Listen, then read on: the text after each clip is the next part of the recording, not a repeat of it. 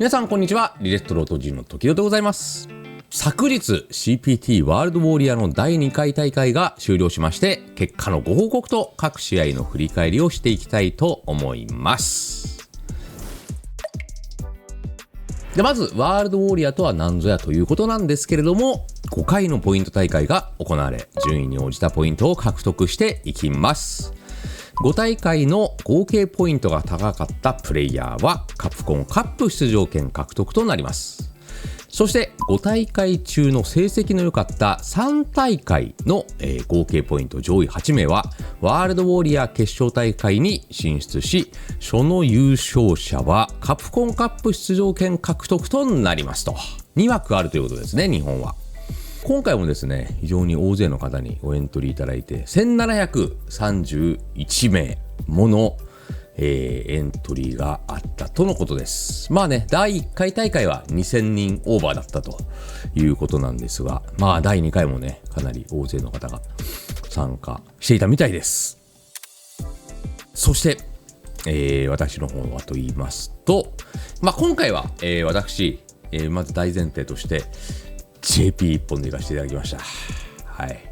今回はもう相手のキャラを問わず JP 一本でいくというのを、一つのテーマとして、臨まさせていただきました。で、対戦相手の方は1回戦はナクルさんのキャミーはね、リジェクトでの練習でおすぎさんやらふみさんやらに、来ていただいた時に僕の JP も練習、出させていただいたのが、それはいい経験をさせていただきました。かなり危なげなくじゃない。かなり危なかったんですが、なんとか 2-1 で勝利させていただきました。そして、ウィナーズラウンド3。これがですね、50-50の半田さん。名前がね、非常に特徴的なんで、ランクマンとかで当たるときにどうしても覚えてしまう名前のザンギエフ使いの方でございます。で、ザンギエフは、この前、板山さんと当たる可能性があったということで、オフィスの方でね、小林だったりとか、ジュニアだったりとか、そこら辺とね、もう壮絶な試合になるんですよ、組み合わせ。ザンギには JP すごい有利だと思うんですが、負ける時のその印象が悪すぎて、本当に有利なのかと言いたくなってしまうような気持ちになるんですが、基本的にはものすごく有利な組み合わせだと思ってます。でね、半田さんとの試合も開幕3ラウンド悪い感じを落として、まずいな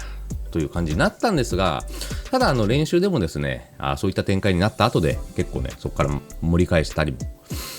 するというのが経験としてありましたので、そこで萎えずに、頑張れたんじゃないかなと思います。試合自体は 2-1 でなんとか、そこから勝利することができました。引き続きね、花さんランクマの方でもよろしくお願いします。そして続きまして、ネコマさんの、ジュリかな。なんとか JP のパワーで生かしていただきました。こちらは 2-0 で、勝利。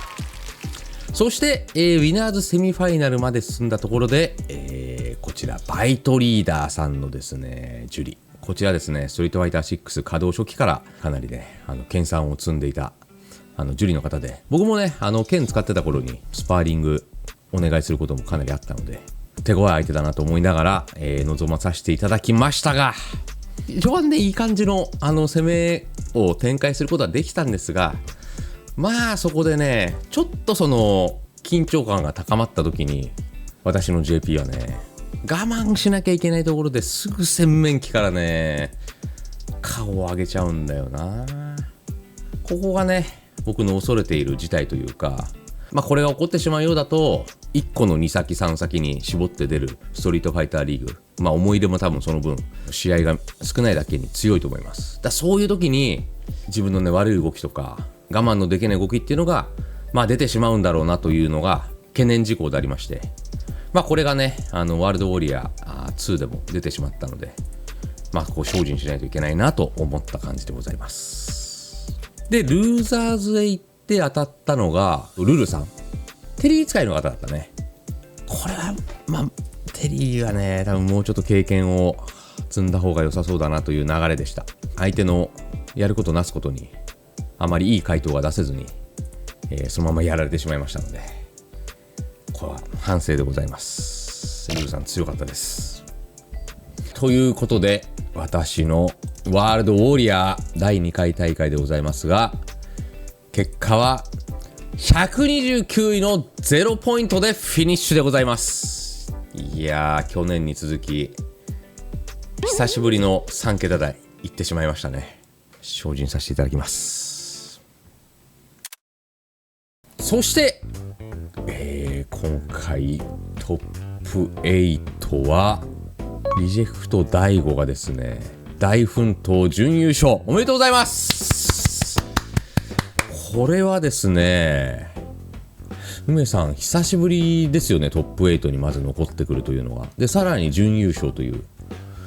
まあここ最近の日々のやり込みがこういうところで、出たのは間違いないので、引き続き梅に並び、そして梅を追い越せの覚悟で、臨んでいきたいと思います。あとはメグ5さん、サウタムさん、この方々は僕はランクまで、かなり当たるレジェンド帯の方なんですけど、まあ今ねモチベ高くずっとねランクマ回してる方は本当に強い方々多いんで、一緒になってね僕も練習させてもらって本当にありがたい限りでございます。引き続きよろしくお願いいたします。はい、そして、2大会が終了した時点でのポイント順位はこちらのようになっております。第1回大会と第2回大会でもうガラッとメンツが入れ替わったため、トップでも55ポイント響くんで、2位が、51と。なるほど、これはやはり昨今のこのレベルの上がり方とこの参加人数の多さだと